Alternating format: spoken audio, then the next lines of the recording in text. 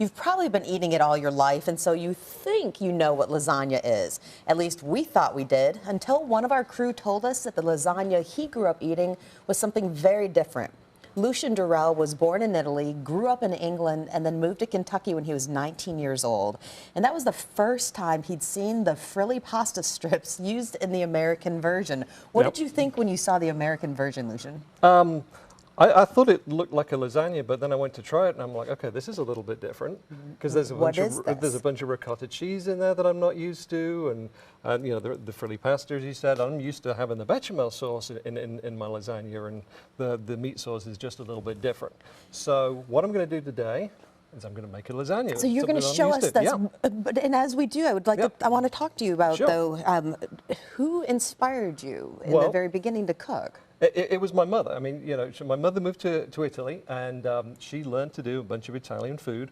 And so she learned to do lasagna, and she brought it back to England. So when we moved back to England, this is what I grew up eating. I grew up eating this and a bunch of English food. So I'm going to start off by doing this. So this is the onions, and it is a clove of garlic, and it's all chopped up. This is like half an onion. So I'm going to get this going in here.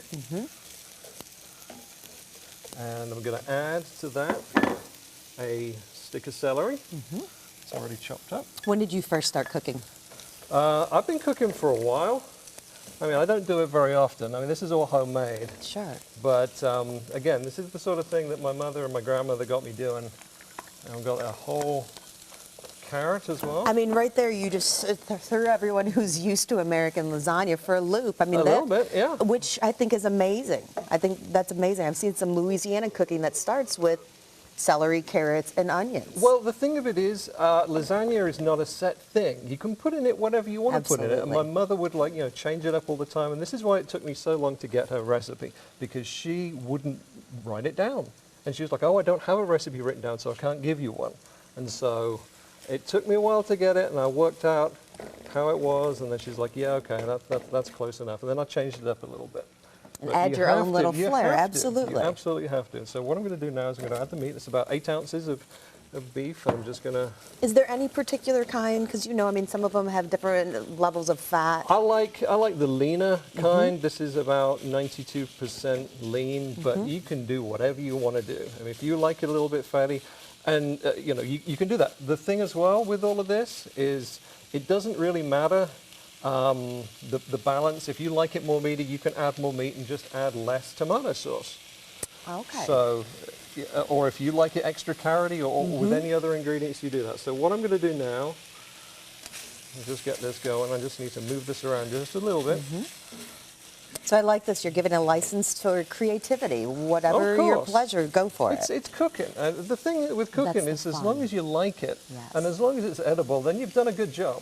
So I'm going to just add all of this in here. Now this is a whole bunch of chopped tomatoes and a little bit of half a tin of tomato paste. So, okay, were they fresh tomatoes, or do you recommend buying the ones where they're already canned, or once again, whatever you want? Either way you do it. Now, if you want to do, if you kind of in a bit of a rush, you can use the tin kind, or if you feel like going to town, of course, you can chop it all up and mince it all up yourself. Whoa. As you're, we got a little castaway. No, it's cooking. That's what happens, right? Well, exactly, and that was part of the fun as well. And as you're just continuing to cook this, tell me about your grandmother, because you call her every single day in England. I do. I mean, my grandfather died a while ago, and so I feel it was a good thing to call her up and make sure that she's got somebody to talk to all the time and keep her informed on what I'm doing, and she keeps telling me what she's got going on. And you know, you've got to stay connected, right? You've got to stay connected to your family. Even across the miles, that makes a difference. Of course you do. All right, so with this is pretty much all that needs to go into the meat sauce for right now. I'm going to stick a little bit of black pepper into this. Just stick some black pepper onto this guy. And this you need to just 45 minutes, every now and then just keep turning it around. And just keep it on the stovetop. Just keep it on the stovetop, keep it going at about a medium kind of heat. Okay. Right there. And that one can keep going. Now, next step.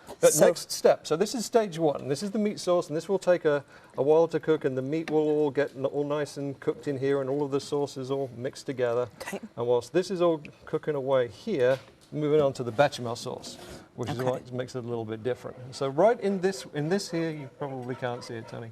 Probably can't see this one. But I've just got some butter that I've melted. This is about 8 ounces of butter, about 6 ounces of butter. Okay, I'm gonna keep you moving because we've got just about 1 minute left. Oh. TV time. Well, It goes like, quickly. all right, well, what I'm going to do is I'm going to stick in here. This is about a third of a cup of flour, and I'm going to just brown this up a little bit. Okay. And what I need now is the milk. The milk. Which is back there. I'll grab that for you. Yeah. Okay, we're hurrying. And what you do is there's 2 cups of milk. Okay. And you just stir this in. Okay. And you keep stirring and stirring and stirring and stirring and stirring. Okay. And about, by the time that this is done, this will probably be done just a little bit before, and that will be there. Okay. Then you get to the point of actually assembling everything. Okay. And this is where it gets like really fun. All right, I'll use this guy. Okay, quick assemble, I'm quick gonna assemble. Try and quickly assemble. So this is the finished meat sauce. And like, I'm gonna stick a bunch of that in there. And then just like any other lasagna, you put the meat sauce down, and then you get your lasagna sheets. These are just regular lasagna sheets, but it's the kind without the frills, as you can see. And you just put that down there, put that down there, and then... And then you're going to continue to build the layers, but let's do this instead. I'm going to move you over, Lucian. Instead of building this, let's move over to here because we have a finished product over here. Well, I've got a whole finished one that's coming out of the oven. Oh, too. that's even better. Well, I'm going to help you out. Should be ready to go. This is what it looks like when it is done. So we'll just... Do I have anything? This is piping hot. Well, it might just have to go down here for that. Or I'm going to do this. That is gorgeous. Okay, fantastic, Lucian. Well, I know the Great Day Live crew is ready to eat. Thank you so much for sharing with us. That's We're fine. coming right back with more Great Day Live.